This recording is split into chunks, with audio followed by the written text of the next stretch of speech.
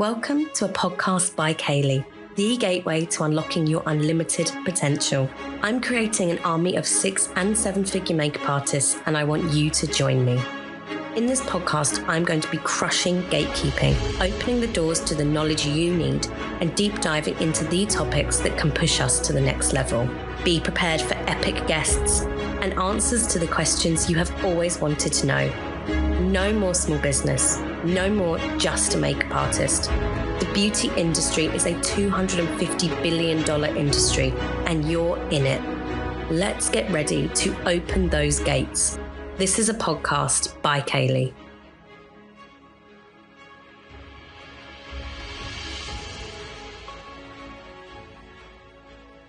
Today, I want to welcome Emma Costello, co-founder of the SE1 Medical Aesthetics clinic here in London, that I have been going to now as a customer for just over a year. They were also a finalist in the Aesthetic Awards 2023 for Consultant of the Year. Truly, they deserve it. They are my favourite clinic to go to. I wanted to get Emma on today because I really liked her story into the beauty industry and I found it truly inspiring. She has created a clinic with her husband that is family owned with family values that puts customer satisfaction first and has really, really healthy views on treatments and the beauty industry in general.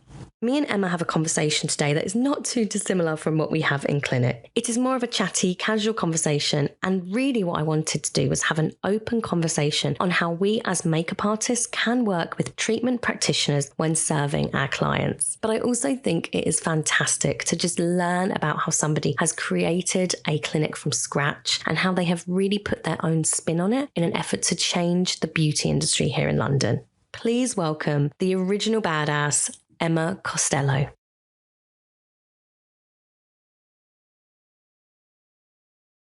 So any questions kind of about the podcast?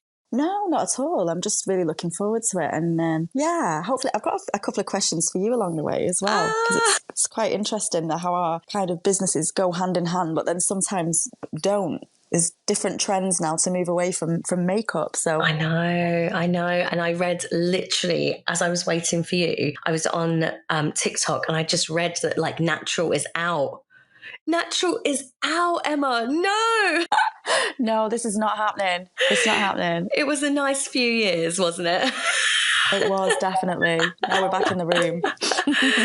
So thank you so much for coming on today, Emma. I would love for you to talk a little bit about who you are and how we know each other.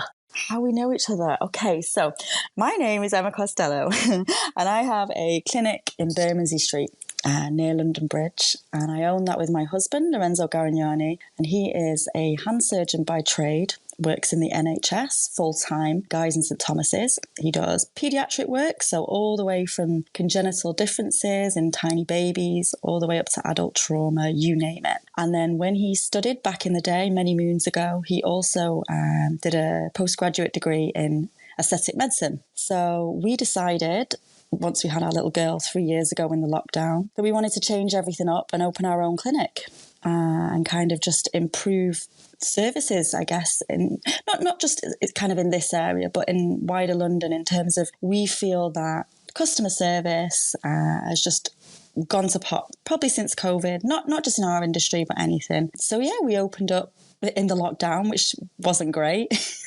But then I think it was 21st of April, no, 12th of April, 2021 was when it all finished and we opened our doors. Wow. So you opened them like literally when COVID finished? Yeah.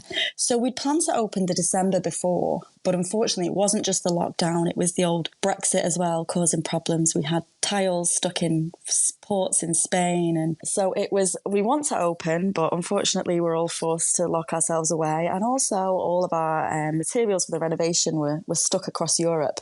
But then finally, 12th of April 21, that's when we opened, and we've never looked back since. I would love to give a little bit of context to the listeners about how we met as well. Yes, definitely. From my perspective, it was about 2017 and I first started getting into kind of aesthetics and fillers and Botox. And I've always been of the mindset that I just want to undo gravity a little bit. That is all I'm trying to do here. We're just trying to undo a bit of the gravity. So naturally, my very first place that I went to was a big Instagram famous clinic. And it was lovely. The girl was really, really nice, but it was like a conveyor belt of filler. It was just, there was no customer service. She was obviously really nice when she was doing it, but there was no love really. So a couple of years later, I decided, okay, I think it's time to get Botox, get in the little 11s, and went on Instagram again. And I found a really nice doctor. But again, it felt very much like transactional relationship. We had no relationship, to be honest. I ended up with Spock brow, Emma. Oh no. And the thing is, you're stuck with it. You're stuck with it for like 3 or 4 months. Yeah. And my mum, she just thought I was so angry for like 3 months at her. And I wasn't. So then when it finally came round to probably about a year ago, or maybe a year and a half ago, I thought, I'm going to do it properly. I'm going to go on Google. I am going to really do my research. And I stumbled across your clinic. And the thing that drew me to your clinic was your amazing reviews. You have just got... Can we just take a minute? Because that is blood, sweat and tears. And honestly, to reach that point, I think we're at 70 now, and they're pretty much all wordy. And yeah, we're over the moon at that. Oh. And I'm so glad that you had that experience, because it's such a difficult world now. You know, social media is so important, but also it can kind of give a skewed result sometimes.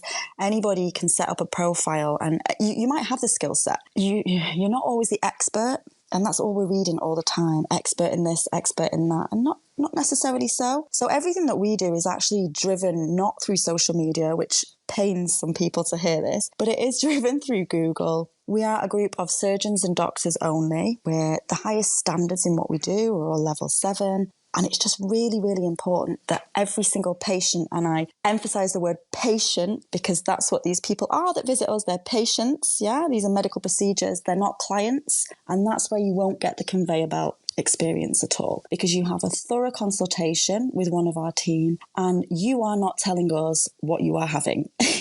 You might have an idea of what you like or what your goals are, but the bottom line is it's for a medical professional, an expert in their field, to advise you based around what you want and what your goals are, and also your age, your skin type, your medical history. And that's why you've had a lovely experience with us, Kayleigh. Not only that, Emma, I mean, Lorenzo, Emma's husband, absolutely fantastic. Like, I will forever go to him now because he is just the best.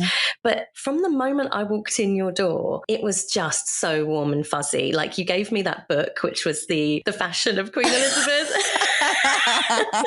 We love that book. Yeah, it's a rainbow flag, isn't it? All her beautiful outfits over the years. Yeah, I got that because she just passed away, hadn't she? And I found it in a little TK Maxx haul, and it makes everyone smile. It did. And it was just a different experience from any that I had had before. I felt truly like a human, and I felt cared for, and I felt seen. And that was just so wonderful. So I guess my next question is, how did you do that? And why did you go about your business doing that? So I've worked in the customer service industry. I was actually an orthopedic sales rep for almost 20 years before I started this. And I know it's direct sales. You are not going to make a sale unless people like you. And, you know, people are parting with their hard-earned cash. They want an experience, and they want to feel nice, and they want to feel empowered, and they want to feel important and just generally cared for. I was living in Cardiff before London, and I'd had the same person do my Botox for a million years. And I came to London and I had 4 different doctors. And again, it was the conveyor belt experience, and it just really upset me. So I think the main thing for us, the priority is always, as soon as that door's open to the next patient, it starts from that point. It's big smiles, it's greetings, it's offers of drinks, thorough explanation of the forms that are handed to them, time to chat. Every single patient that we have in, and unless it's a quick top-up situation, but everyone has an hour scheduled, and that's really important, yeah, because also we need to understand you, and we need to assess mental health as well. It's very easy these days for people to hide behind a mask of whatever it is, yeah, and underneath there might be some things going on as to why they actually want these procedures, and it's really important for us to work that out from the second they step in as well. Plus the fact I'm just a happy person, and I like life to be fun every day, so we try our best, don't we? Yeah, you said yourself, because I was admiring, I remember the very first time I stepped in there, I really admired the fact that everything is like wood, like your decor is really warm and cozy and family orientated. And that's what you said. You wanted it to be a family run clinic. It's a family run clinic. It's an independent business. We support everybody locally. We're not people that like chains or franchises. That's just making the world quite a soulless place. And for me, moving from Cardiff, which I adored, but again, all these franchises opening, it was just starting to get me down. And you step into Bermondsey Street in London and loads of other areas. And it's great. It's full of thriving skill set, independent businesses. And that's what it's all about for us, definitely.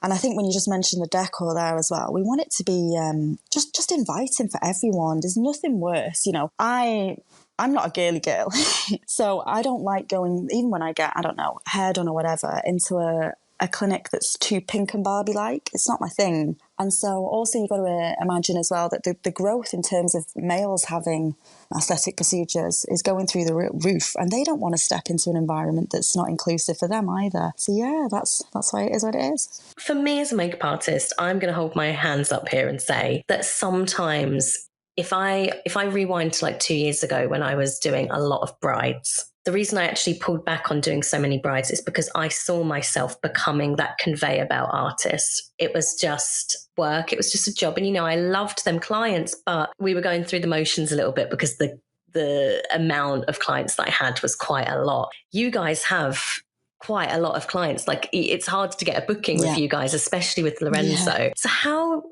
if you could give me any advice, like 2 years ago when I was in that conveyor belt mindset, what advice would you give me to bringing back that love and energy to my business? You've got to get your time back. So for instance, we needed to grow, and we wanted to grow in the right way to be able to serve all of our patients. And we took on new team members. So we've gone from just 2 surgeons in the beginning, and now we've got 7, a mix of surgeon and doctors. And it's that delegation, I think, Kayleigh, finding the right people that you can delegate to so that then your art comes back because you have the time to be creative. And in that time as well, you can explain to your brides or whatever how you work, how you want to work, your ideas. Having the time to talk to the patients about, actually, I know you might have thought of this, but that's a bit of a trend at the minute and it's not really going to suit your structure or your face or skin. So I guess that really, it's the art of delegation, but it comes with a lot of trust as well, doesn't it?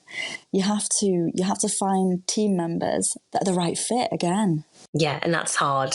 That is hard. When did you start to delegate though?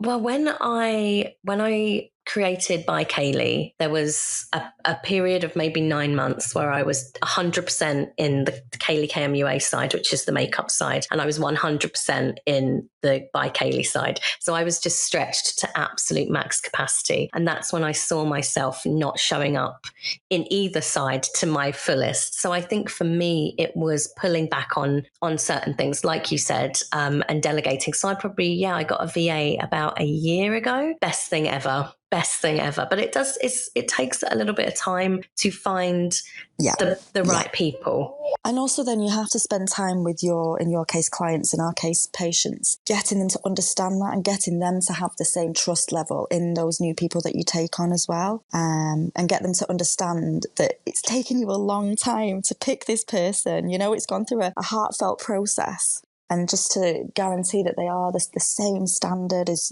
you, you know, you hold the same kind of ethos, whatever it might be. But yeah, it's difficult to do it, but you have to, because like you said, otherwise not just the creativity stifles, but the enjoyment, the customer service then. You start to let people down. But this is another thing, managing people's expectations as well, because so many times we get asked, you know, I've got to do on this Saturday. Am I going to be okay for it? And the answer is always the same. I don't know. I don't know whether your skin, you know, whether you'll bruise or not. We try our best. We use microneedles. We do everything we can. You know, the settings there, the clinical environment, the arnica's ready, whatever. But still, these things can happen. Yeah, it's really hard in both of our jobs. I think we discussed this a little bit when I had a facial with you, and I spoke the entire time during a very relaxing facial. But we talked. That's so true. You've never had a client that spoke so much. I've got my talkers and I've got my snorers. That's what I call them. There's no in between. Yeah, it's just me chatting your ear off the whole time. And I think we spoke about kind of client expectations and how it's hard right now to be in the beauty industry because of things like social media and filters and the pressure on women. It's really, really hard. There's in makeup and in what you do. So how do you manage those expectations? I think we kind of have a mantra that we stick to. It started off with us saying discreet enhancements only.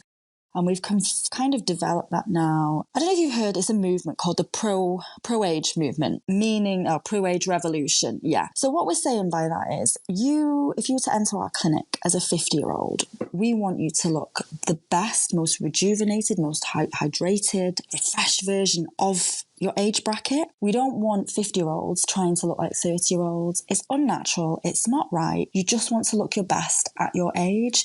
We also want people to walk out of clinic and no one knows that they've had an inverted commas work done. You just look fresh.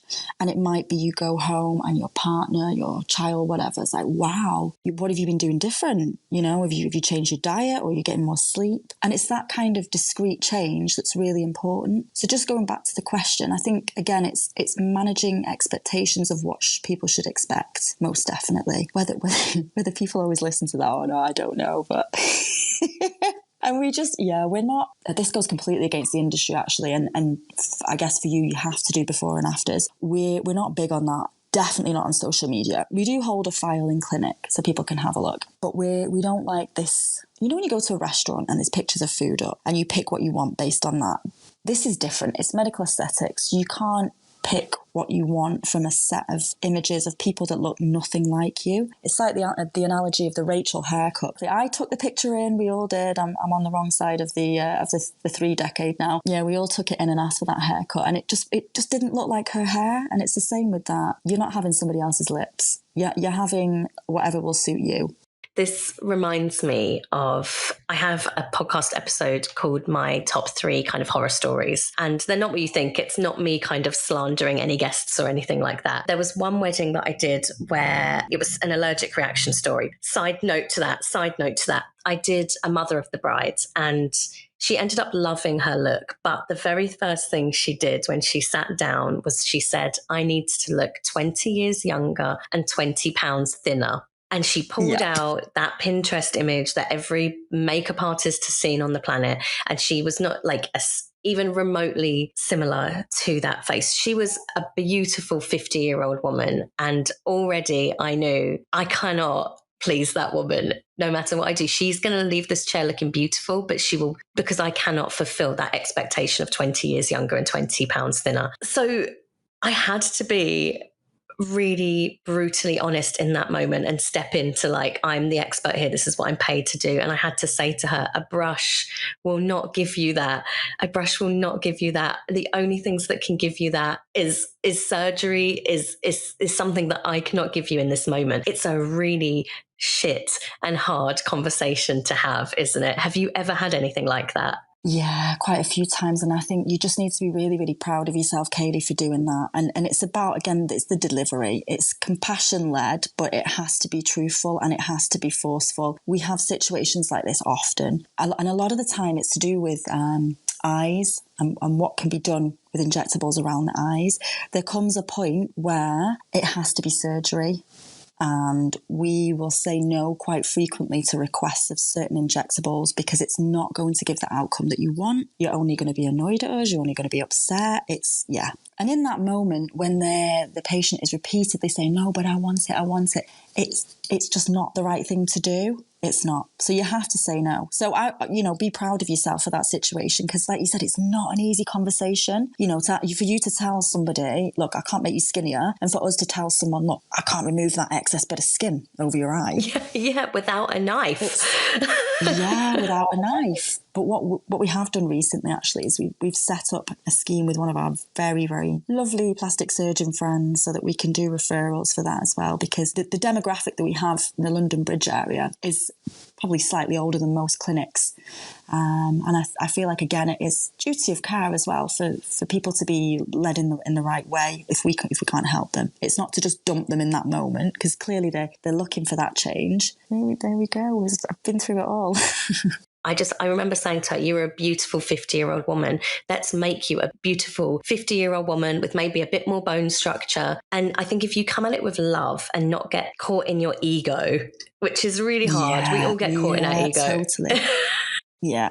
And you know what I'm loving at the minute is there's definitely a trend towards, I've had quite a lot of clients when I talk about, because I'm not a medic, by the way. So my side of the business is like the microneedling, facials, things like that. So anything holistic skincare. I am getting so many women going to be brides in the next 6 months to a year, and their makeup artists are advising them to get a little bit of microdermabrasion, a little bit of needling. And I think this is great. I feel like we need to be working more hand in hand, because if you have a lady or gentleman turn up with peachy, beautiful, glassy skin, your makeup's going to glide right on, yeah? Absolutely. Good skin is actually paramount to good makeup. And yeah, I always recommend, I always say to them at the trial, what beauty treatments are you getting done? And I try and recommend some, because I am no expert in skincare. I'm not a dermatologist or anything, but I can recommend them to go to somebody who can help them with that. There was one bride I had who had spent a considerable amount of money on her facials in the lead up to the day. And oh my God, it was the best skin I've ever worked on. Yeah. And also, again, bringing back mental health, for you to sit there or lie there for an hour and switch off in a dark room, and somebody's treating your skin and you're not on your phone. Again, it's setting you out. It's like a little piece of heaven, wellness, well-being, and again, that's going to reflect on your skin. So investing in facials is really important. And just you made a really good point there as well. We're not dermatologists either. So there's only so much that we can do. So going back to, again, duty of care, blah, blah, blah, there's certain points with us, it's like, no, we can recommend these creams. You can have a consultation with our surgeons, doctors, but they're not dermatologists. So anything above a certain issue range as such, you have to pass that on. So I feel like we skipped my favourite question, actually. We've kind of dived right into like... We just chat, yeah. But what I wanted to know, and what I feel like everybody who comes on the podcast should tell their story of how they got into the beauty industry. So how did you, Emma, get into aesthetics? How did you go from sales to that?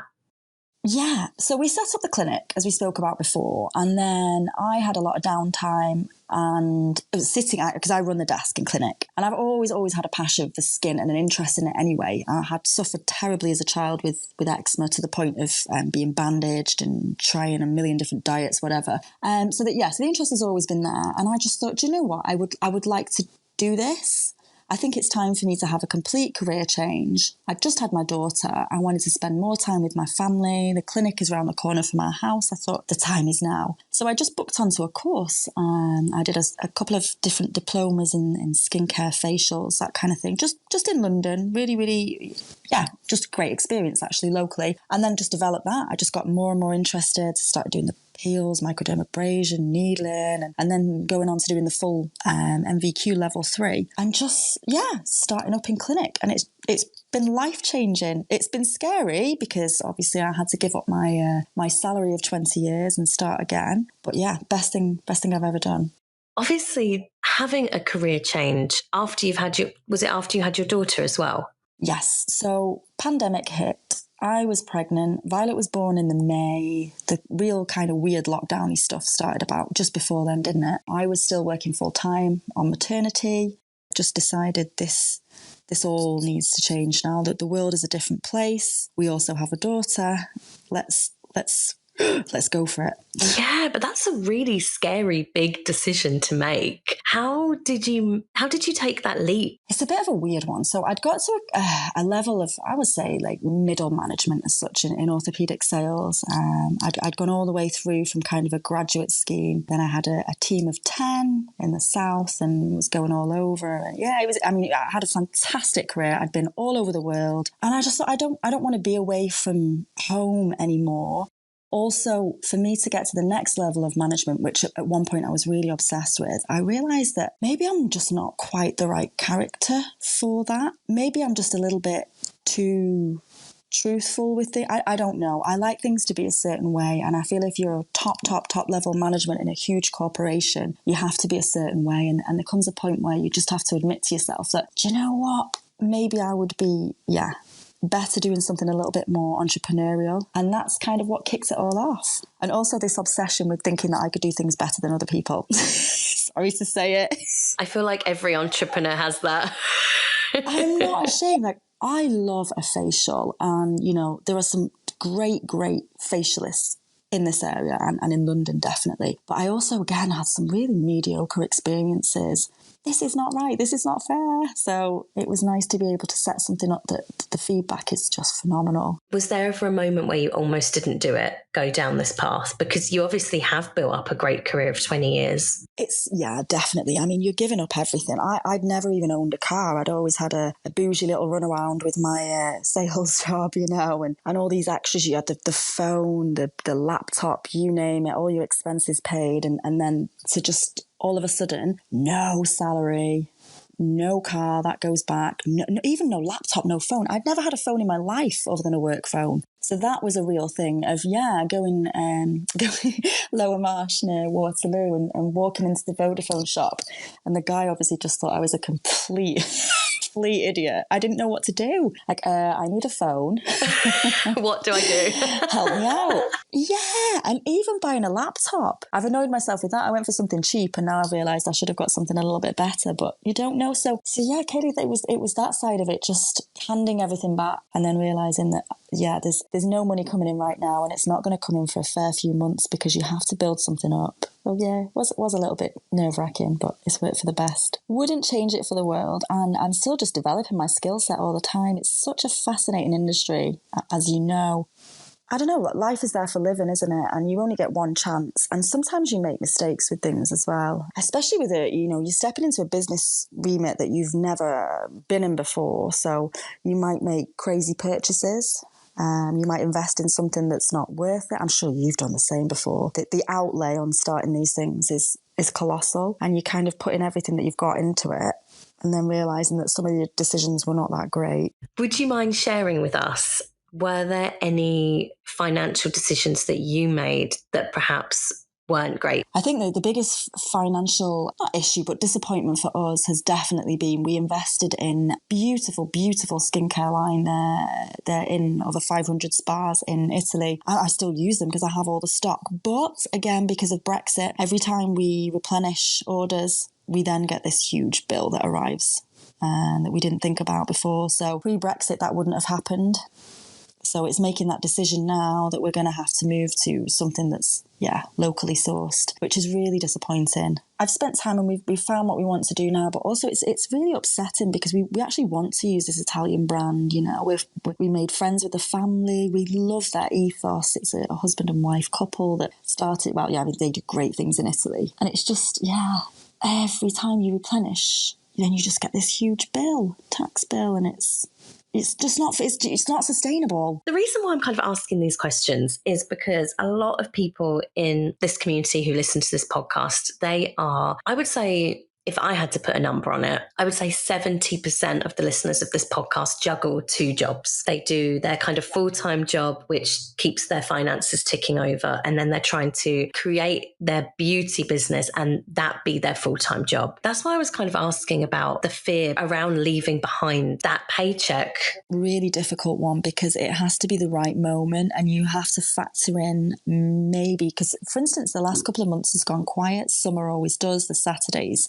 You get lots of rescheduling, things like that. So you might actually in your business plan think, right, I'm going to quit in 3 months' time. And then that last 3 months, your revenue might go right down just because of an unexpected, whatever it might be, a really hot summer. People don't want to come in for whatever it is. And it is just finding that moment. And I would say, don't feel ashamed if you need to wait a little bit longer. You don't have to stick to the original plan at all. I think it's a move in progress all the time. And then when you do make that step, you have to just have something back a little bit to save your skin if everything goes wrong. Did you have a good amount of savings? Did you have like a financial pillow to fall back on? Or was there like a game plan if it didn't work out? A little bit of both, not a lot. I was a bit crazy. I just had the belief. I could see the growth pattern and where it was going. And I just felt like this is the time now. I need to put in an extra bit of work just to make sure that growth pattern keeps going and a little bit more and covers anything that might then drop off.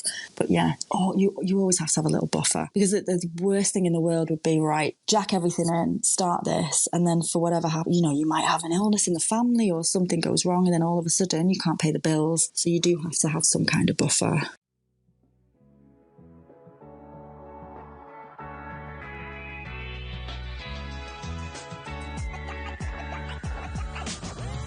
Sorry to interrupt the podcast, but I have to tell you something. My signature program is back. Introducing the next season of my Statement 12-week course for makeup artists, the By Kayleigh Mentorship. Now, I've been running this course twice a year now for about 3 years, and it's honestly so special to me. We spend 12 weeks together where I teach you almost everything there is to know about the business side of makeup. From ideal client, money week, website week, 2 weeks of sales and marketing, portfolio week, every single Monday, join live or on catch up for our teaching calls. Every single Friday, book your slot to get mentorship and guidance by yours truly. It is the original mentorship for makeup artists, and I am so proud of this course. The things my students have achieved literally make me burst with pride. From 0 clients to fully booked wedding seasons, that is truly a win that I have seen several times on every season, by the way. From securing luxury clients to working with celebrities, from leaving their full-time jobs to going full-time in makeup. It was their hard work and their hunger that got them there. But I like to think I played a very teeny tiny part in this with this amazing course. Doors close soon, so don't wait to grab your slot. Epic change is coming, and it's inside the By Kayleigh Mentorship. Now, back to the pod.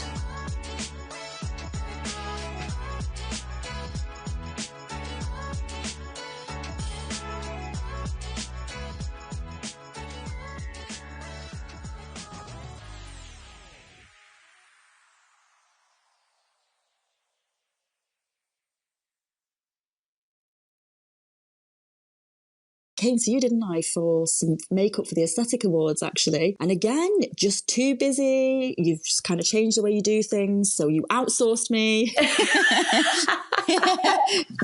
Which was great, because the lady that you sent to my house was fantastic. That was Claire. A really great experience. But Claire, yeah, she was lovely. Shout out, Claire. Great job. I had loads of great comments. If anyone wants to look at my makeup on the Aesthetic Awards, then yeah, it was 10 out of 10. But again, it's, yeah, just I don't know a lot about makeup. I'm still a Collection 2000 girl, unfortunately. Wow, and the Collection 2000 concealer was quite amazing, though. Do you ever use their concealer? I do, and I also I use their bronzer. I wouldn't use anything else. It's about £2.99. Sorry, but I've used it for maybe 25 years. No, it's probably a bit more than that now. It's probably about £4.99. But I think sometimes, though, with makeup, if you find something that you love, you just can't do without it. I actually wanted to speak a little bit about aesthetics, because I feel like, as you said, makeup and aesthetics go hand in hand. I'm always recommending, clients to go get a facial, especially brides. As a makeup artist, what are some treatments that we can recommend to our brides that you would recommend for a bride? It depends on how much time you've got before the wedding. If there isn't a lot of time, microdermabrasion, 100%. It is mechanical exfoliation. It's going to get rid of all the dead skin, all the toxins. It's also the particular machine that I have works on suction as well. So you get lymphatic drainage. So all the badness coming out through your lymph nodes as well. It's a really great treatment. It's going to give you that smooth, better texture for makeup. The other one would be just before, maybe 4 or 5 days before the wedding, would be a dermaplane facial. So that's the facial shaving that everyone's talking about. It's outstanding. Again, it's another form of exfoliation. People don't realise that, because you're not just taking away the peachy fuzz hair, which, by the way, only grows back the way that it was there in the first place. It's not the same as your eyebrow hair. It's not the same as the hair on your head. That one's genius. If you have 6 months, start on a course of microneedling. It only needs to be shallow, maximum of 0.5. We use a system called a dermafrac. So my facial with that starts with the microdermabrasion, then we do the microneedling, and we bespoke the serum as to what the bride would want the goal to be. So whether it's something luminous, so you might want to use I might use a vitamin C.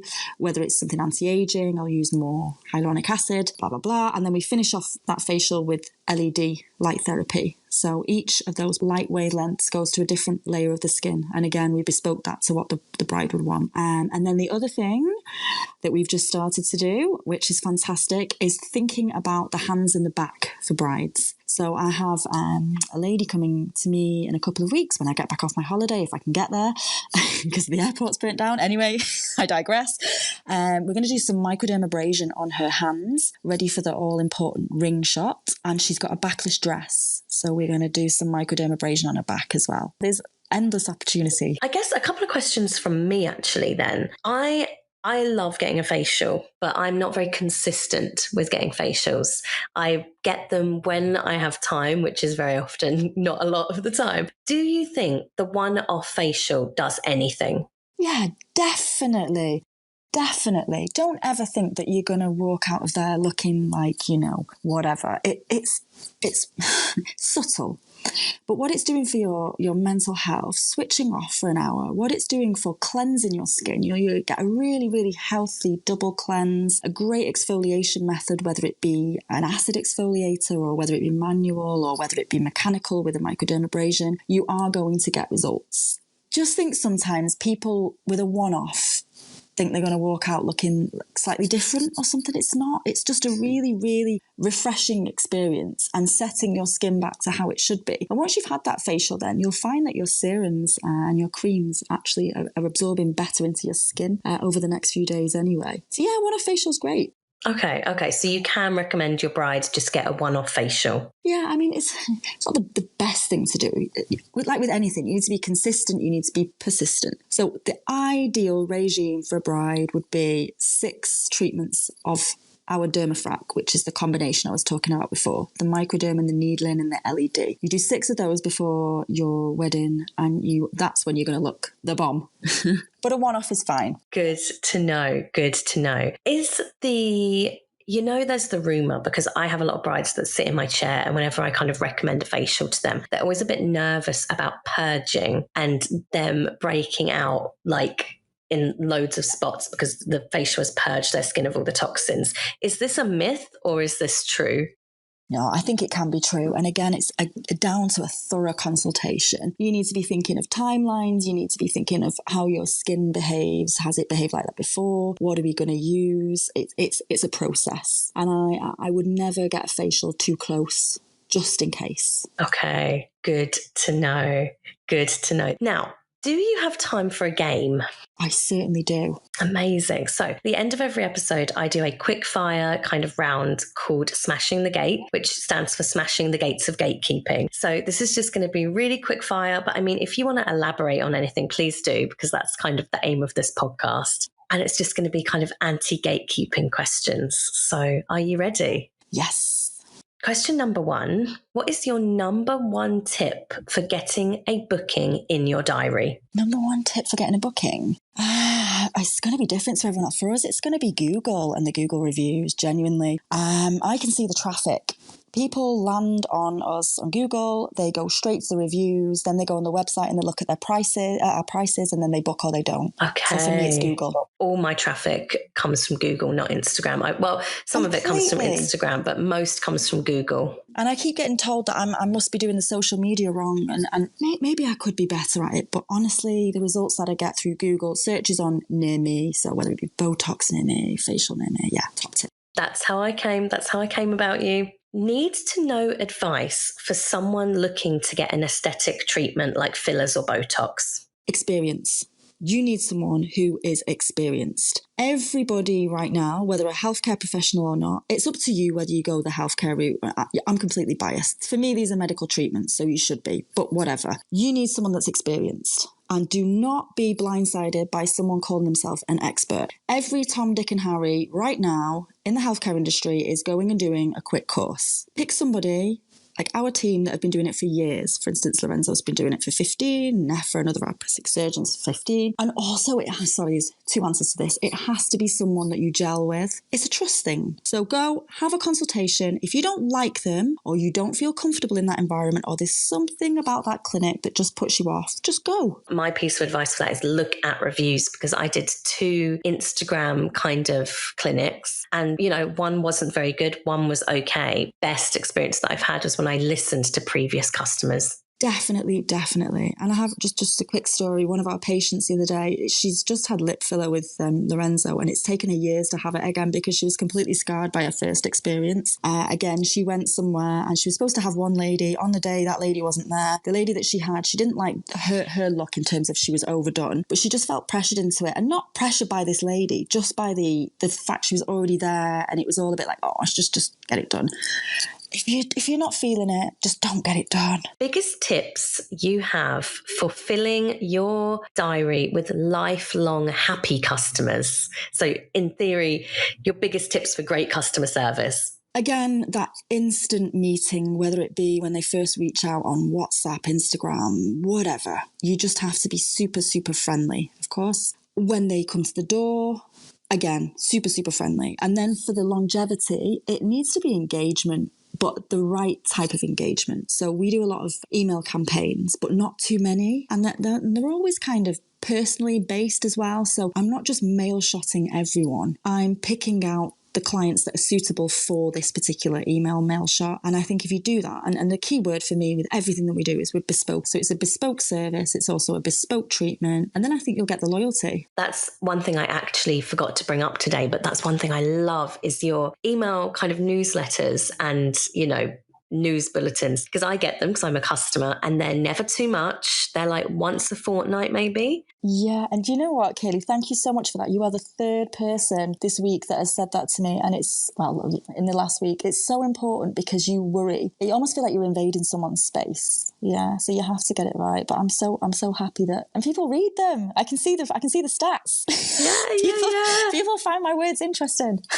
And every time, because sometimes you'll do like a bulletin if you need like a model, or you'll do a bulletin if you need like, or if you've got like a really good deal. The other day I got one where you said, you know, you can buy like a subscription for your filler and it saves you something like £200 or, and I thought, oh God, that's so clever. And this is like helping me. Yeah, so the subscription service has been absolutely phenomenal. And it actually started from the fact that everybody's hard up right now. No one wants to dump a load of cash in one go. So you can pay monthly with our different subscriptions. And that means you don't have to spend it that month. It's banking it for you. And then when you're ready to spend it, you can use any of our services, treatments. You can also buy some of our in-clinic products as well. And with these subscriptions then, within a 6-month period, each 6-month period, you get a freebie. So it'll be, depending on the level of subscription, we start with a facial all the way up to microneedling. So you're already paying the same, no different, but it's just allowing you to split the payments, and then you're also getting freebies. So that's great for loyalty as well. I've never heard of a clinic doing this. Did you just come up with this idea? I went to a fantastic event a few weeks ago. They had done a huge piece of market research, 10,000 women globally, interviewed about judgment of their looks. And we went there, St Pancras Hotel, and we discussed the outcomes and our feelings and whatever. And then we just went on to the kind of the business talk, business development. And yeah, the topic was brought up about subscriptions. And so, yeah, I think anyone at that meeting has now started doing it. And it's great because it doesn't cost the patient or client anymore. It just allows them to split everything up because we're all a bit broke at the minute. What is the best facial that you can get, in your opinion? Best facial? This one's easy. Dermafrac. You love that one. Facial.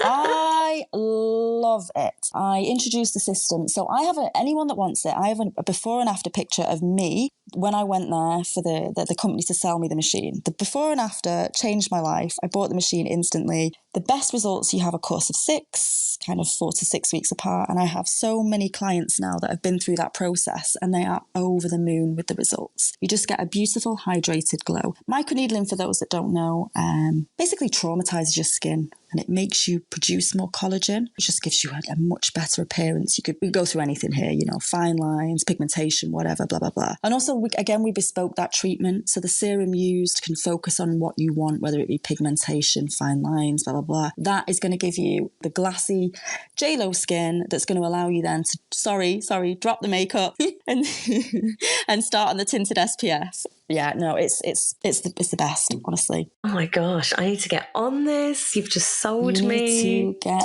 on it. Yeah. So next question, if a listener is looking to add more services to their belt and potentially create a clinic or open up their own kind of brick and mortar store or their own salon, what advice do you have for them? So for where we are, central London, Bermondsey Street, right by the Shard, you would have to be a multimillionaire to be able to get a property. You have to rent.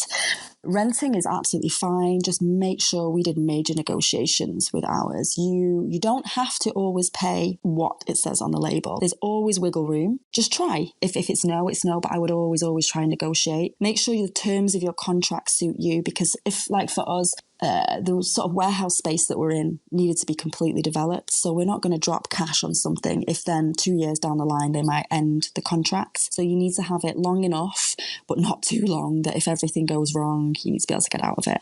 So if you're lucky enough to be able to buy something, great, but that would probably be outside of London. Just spend time on negotiating your rent for a commercial property, definitely. It's funny that you actually said that, because I listened to an amazing podcast yesterday. Oh God, the name has escaped me, but I can send it. I'll put it in the show notes. And in this podcast, it was a guy and he was talking about the fact that every single thing, be it if he buys a laptop or if he wants a podcast guest, he goes and he asks for it. He negotiates every single thing in his life. So you saying Kayleigh, he's the male me. Anyone that knows me, any of my friends will laugh at hearing of this. I negotiate everything. I am that annoying person. Honestly, if you need to speak to the reps that I deal with in the aesthetics industry, some of them, yeah, I am the bane in their side. You know, and you've just got to try it. And if the answer's no, the answer's no. And usually you'll get, if it's no, there's a sensible argument for it. You know, look, our margins are just too tight. Sorry, can't do that. It's like, fine. And then sometimes it's like, yeah, sure. Or I'll say, look, we're going to get this amount. If I pay today, will you throw some more of this in? Just try it. Last two questions. What advice would you give to younger Emma? Imposter syndrome. Let go of it. I still get it almost daily now. Start something and it becomes a success. And not everything's always a success, of course. But when something really starts to take off, the imposter syndrome comes in, definitely. So I would say try and let go of that, definitely. Do you have any tips for letting go of imposter syndrome? Absolutely not. None other than telling myself to stop it. That's good though. You're interrupting the thought pattern. True. Exactly. So that's the tip. Yeah. And you know what? Just roll with the bad days, because they do come.